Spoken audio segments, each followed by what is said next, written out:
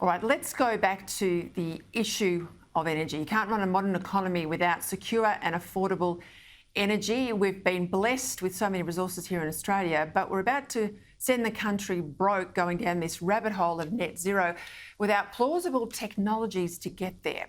This week, the Federal National Party wrote to the Albanese government and said they want a fair income debate about nuclear power. Well, joining me now is their former leader, the former Deputy Prime Minister, Barnaby Joyce. Barnaby, welcome to the program. I applaud the Nats for their letter to the Prime Minister, but you were all just in government. Why didn't you do something about this in government? Why a bloody letter now? Because apparently at the time they said the polling didn't support it. I never really believed the polling, Peter. I couldn't work out where every meeting I went to, whether it was in Gympie, in a hall in Gympie, or a business meeting in Sydney. When you asked the room, you said, "Oh, look, I'm just curious. Stick up your hand if you believe in nuclear power." And you always get the same result. About 2/3 to 3/4 of people put their hand up. Even when you go out to ANU and talk to students who you presume be probably more inclined to the left side, they support nuclear power. So I think we've just got to we've got to get on with this. And what else is there? What are other options out there? I really don't know. If you want to go on this nuclear, if you want to go on this zero emission path, we see what happens. You don't have baseline power. You can see it in your power bill. I got one today. It went through the roof, and I saw another one today. The person who on a contract last year got $78,000 for a business. This year, wait for it, $340,000. This is quite simple. He'll go broke. Yeah, well, this is the issue about jobs. It's households, absolutely, people on fixed incomes. And I might remind the Coalition, 16 out of the top 20 low-income seats are now Coalition seats, not Labor seats. But it's also business. Like to employ someone in Australia, we're one of the most expensive labour markets in the world. If energy is just as expensive, we have no natural advantage that we used to have. These businesses will go offshore. We won't have jobs.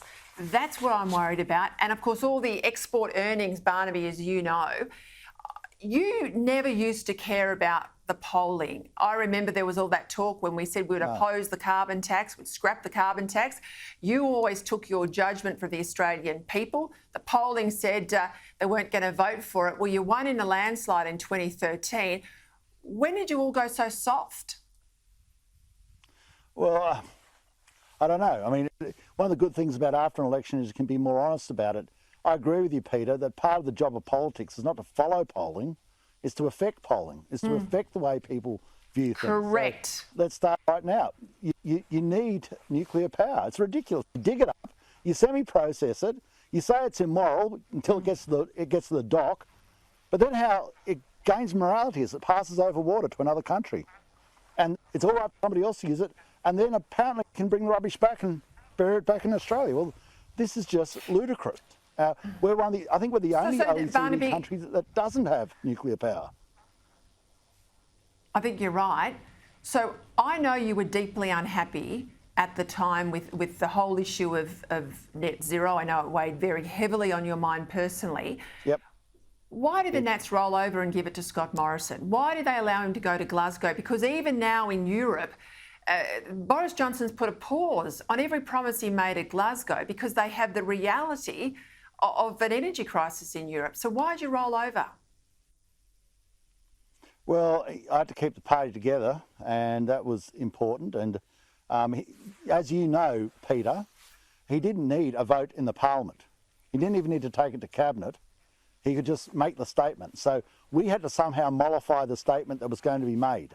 Otherwise, we would have had a 2030 target, and 2030 target would have seen regional Australia decimated. We've got to understand that 8 of our 10 biggest exports come from regional Australia. And unless your viewers want to be poor, if you want to have a crack at living out here in the frost, you can have a crack at it. It's not very nice, very miserable. Cold is miserable.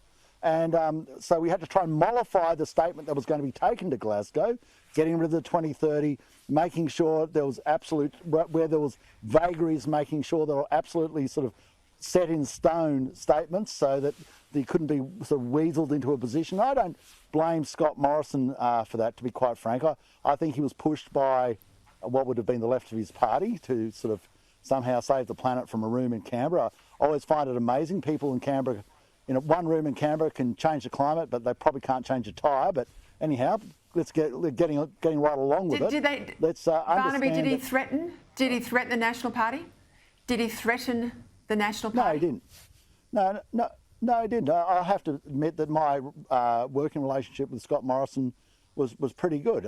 But I believe that he was obviously being pushed by the left of the party, within the Liberal Party, to come to some sort of resolution. And what's so amazing now, Peter, of course, is we've got Madeleine King out there going pro-coal, wanting to get the coal-fired power stations working better. I mean, gosh, you know what they say about a week is a long time in politics? Well, a fortnight is eons in this game. Well, I commend you on staying in politics, Barnaby Joyce, if nothing to keep the party room honest on some of these issues. And please act first and worry about the polling later, because you do the right thing. You know and I know the polling will come with you. Thank you for your time.